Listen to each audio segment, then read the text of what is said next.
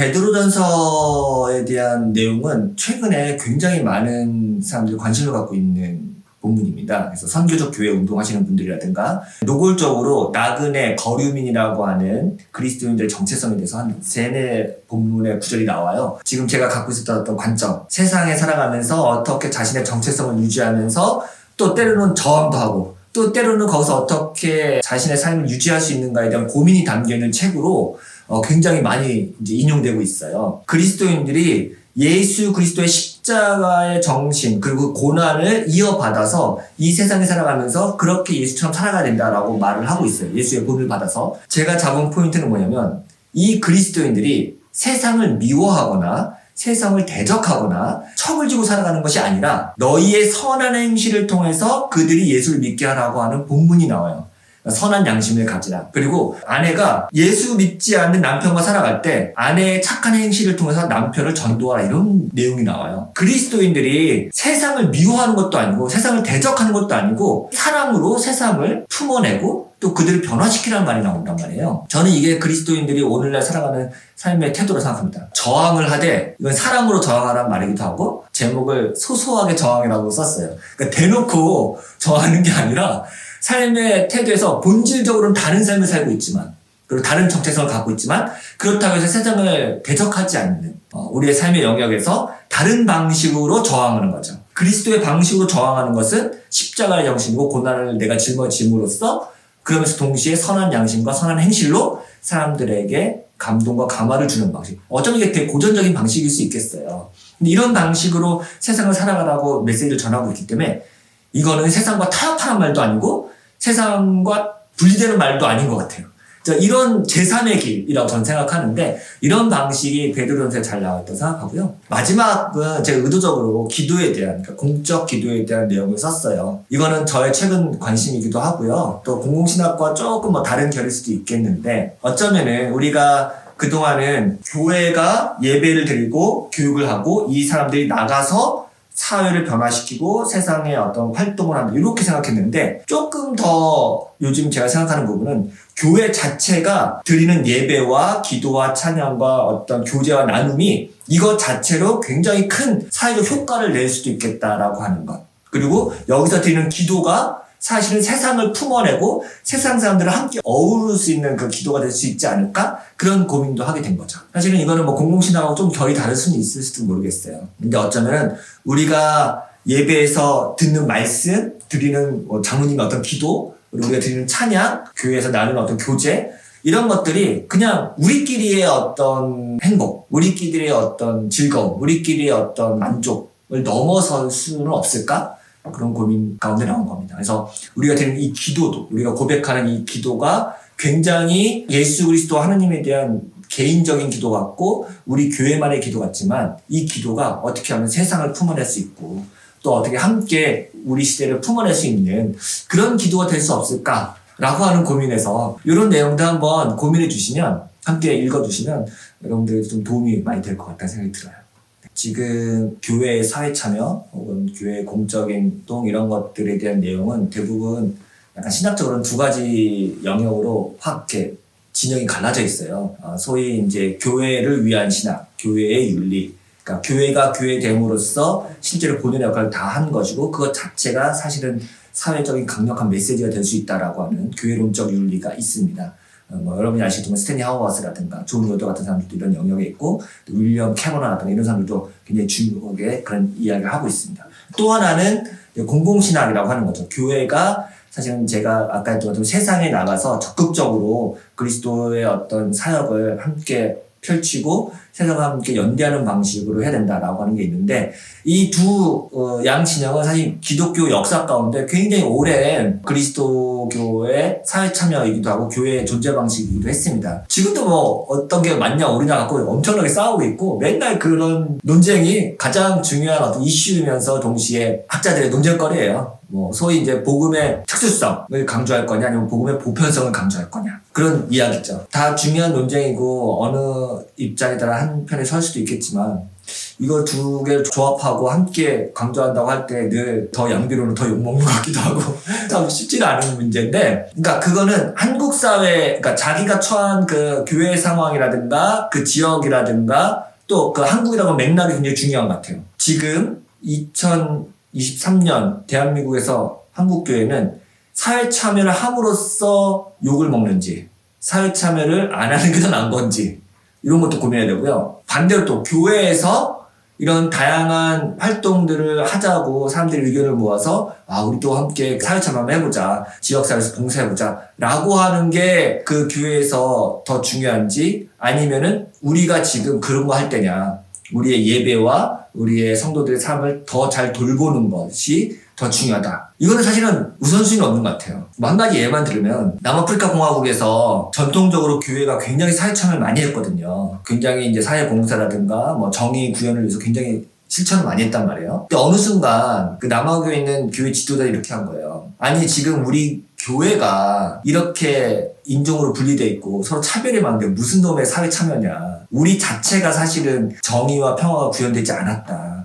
이거는 소위 말해서 세상에 덕이 되지 않는다. 그러니까 지금 우리가 사회 참여할 때가 아니라 우리 교회 안에서 먼저 사랑과 평화와 정의가 구현돼야 되는데, 봐라 우리 교회 정말 차별적이다, 우리 교회 정말 평화가 없다, 이거 우선순위가 바뀐 것 같다라고 하는 어떤 자성의 목소리 나온 적이 있어요. 저는 그 자성의 목소리는 참 의미 있다고 생각들어요. 근데 저는 이게 그대로 우리나라에 적용되라고 하는 말이 아니라 지금 우리 한국교회와 한국 사회에서 그리스도교가 갖고 있는 처한 위치와 상황과 맥락을 잘 고민해서 과연 우리의 교회는 공공신학을 품어낼 수 있고 공공신학에서 말한 그 내용을 실제로 우리 교회가 실현할 수 있는가, 또 우리 교회가 갖고 있는 사회적 책임은 무엇인가 동시에 고민해야 될 것 같아요. 이거는 뭐 어느 게 옳다 그르다가 아니면 어느 게 우선순위도 아닌 것 같아요. 만약 우리 교회에서 너무 비민주적이다, 너무 의사결정이나 정책결정이 특정한 그룹이라든가 너무 치우쳐 있다, 혹은 또 우리 교회는 지나치게 어떤 사회계급적인 구조로 특화되어 있다, 만약 이렇다고 한다면은 이거는 아무리 그 교회가 사회활동을 많이 한다고 해도 저는 굉장히 좋게 보이진 않아요. 그러니까 교회 자체가 훨씬 더 공공적으로 바뀔 필요도 있고요. 동시에 이 교회가 지역사회에서 어떻게 역할을 할 것인가 그것도 고민해야죠. 자기 몸집만 불리고 자기들 배만 불리는 지역사회에서 정말 욕망 모는 교회가 된다면 그것도 잘못된 거잖아요. 어찌됐건 어떤 입장을 지지하고 상관없이 교회 목회자와 성도들은 함께 공공적인 목회, 공공적인 교회가 되기 위해서 지금 우리 교회가 해야 될 건 무엇인지 진지하게 고민하는 시간 자체가 필요할 거라는 생각이 듭니다. 제가 처음에 냈던 공공신학으로 가는 길이란 책은 사실은 굉장히 의욕이 앞선 책인데 그동안 제가 공부했던 공공신학의 내용을 정리한 책이에요. 사실 공공신학 처음 한국에서 공부했을 때 자료가 많지도 않고 제가 굉장히 좁은 시야를 갖고 있었고 한국에 소개된 몇몇의 글들만 보고 공공신학을 접했다가 제가 공부하면서 와, 지금 전 세계적으로 엄청나게 공공신학에 대한 붐이 일어나고 있구나, 소위 그 굉장한 유행이구나라는 생각을 많이 하게 됐고 한국에서 접하지 못한 굉장히 다양한 이야기를 많이 듣게 됐어요. 지금 영국이라든가 네덜란드, 호주, 아프리카 뭐 이런 데서도 굉장히 공공신학을 많이 하고 있거든요. 그리고 그 분야도 굉장히 다양해요. 좀 과욕일 수 있겠지만 건방지게도 제가 공공신학의 전체 지형들을 아주 간략하게 소개하는 그런 책이에요. 그래서 내용이 좀 어렵기도 하고요. 좀 어렵다는 피드백을 많이 받았는데 약간 학술적인 내용이 많아서 그렇긴 하지만 여러분들이 그 책을 읽으시면은 지금 현재 공공신학이 전 세계적으로 지금 어떤 흐름으로 어떤 방향에 이런 연구들이 있구나는 걸 소개받을 수 있는 약간 가이드북이라고 생각하기 때문에 그 책을 읽으시면 이론적으로는 도움이 많이 될 수 있다는 생각이 듭니다.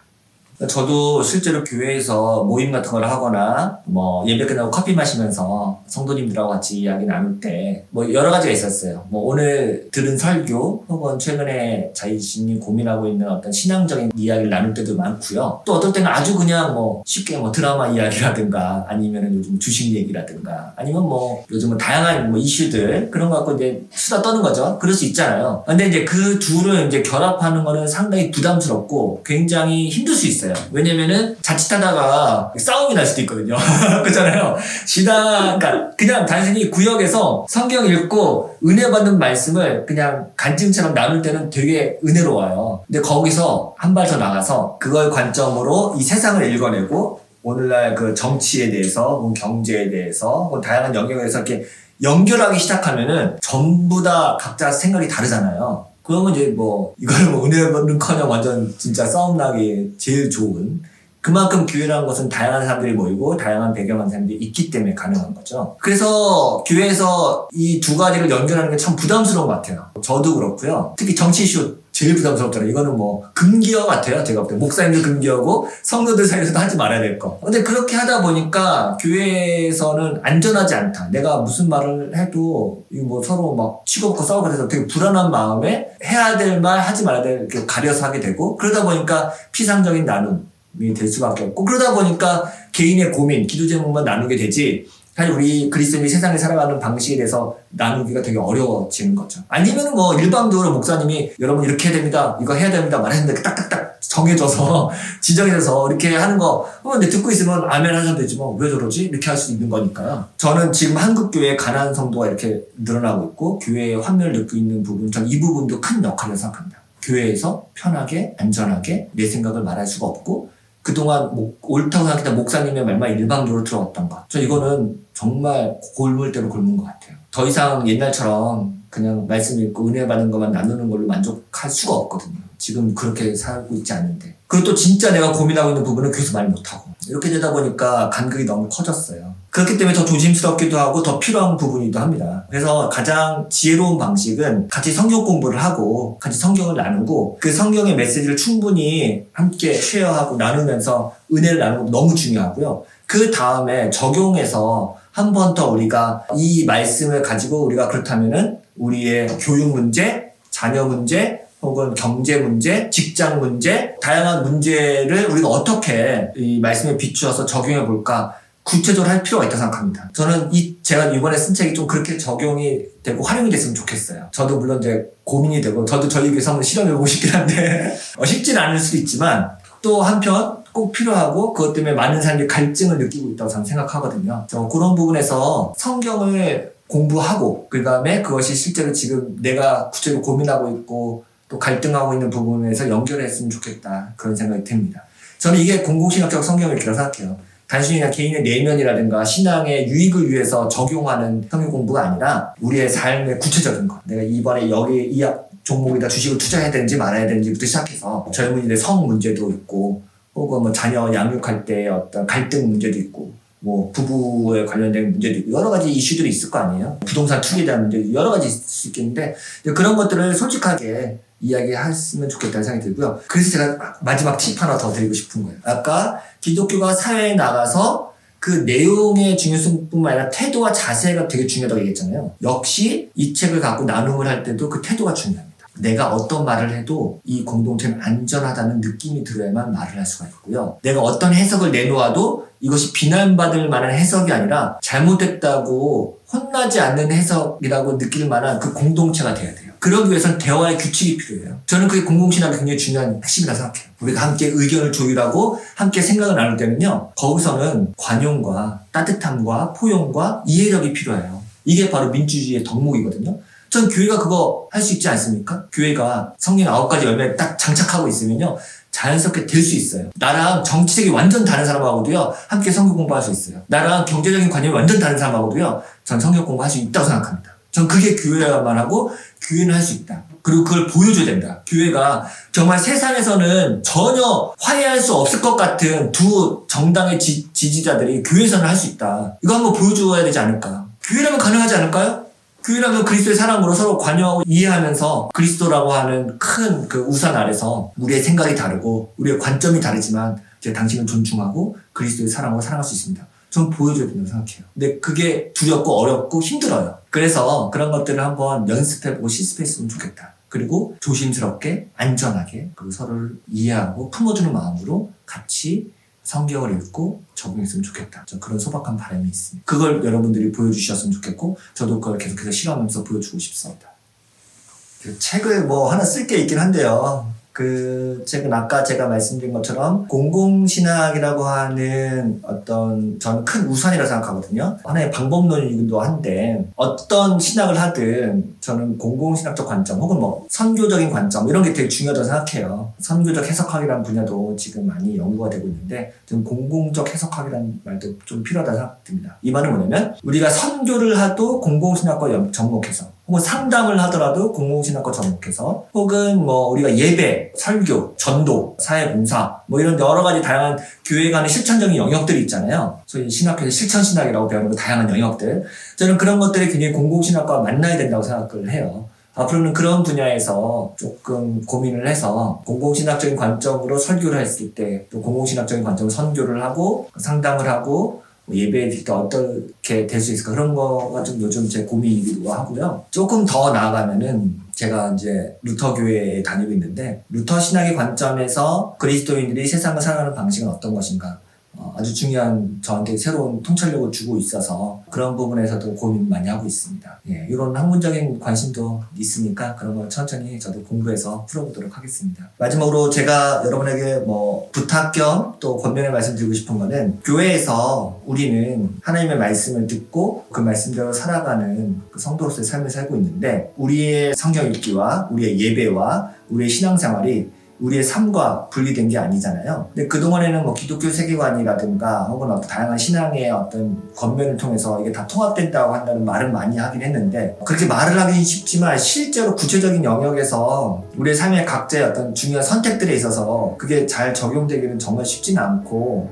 또 어려운 것 같아요. 늘 그리스도는 고민인 것 같고요. 이번에 낸 저의 책이 하나의 약간 이제 구체적인 지침을 주지는 못하지만 이런 방식으로 그리스도인이 세상을 살아가고 공적인 관심이란 건 이런 거구나 라는 거를 좀 그러니까 내면화해서 그걸 장착해서 이걸 통해서 다시 한번 공동체 내에서 고민을 풀어내고 선택에 있어서 약간 좋은 참조점이 되면 좋지 않을까 그런 생각이 들었습니다. 많이 책 사랑해 주시고 가능하면 교회에서 그룹 성경 공부 모임으로 활용을 해주시면 같이 토론하고 이야기 나누는 게 전 좋을 거라는 생각이 들어요.